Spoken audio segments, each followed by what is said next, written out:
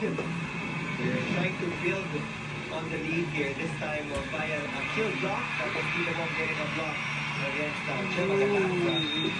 They're active in game number 1. I'm glad you noticed. Uwian lang din ka lang eh.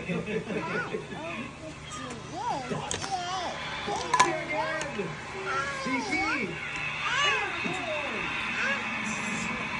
That is the reason why Sam Ponce got that Best Libero Award in the Youth Conference. Slide. Dapat paso pa rin, really, di ba?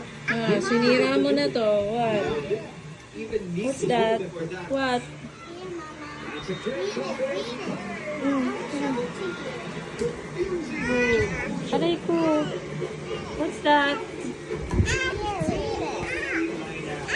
Hi, Mama. Happy Mother's Day. Chocomucho is keeping it simple but efficient. Daniel! Now they're trying to Wanna maintain hug? that 2-point lead. Thank you, Baba.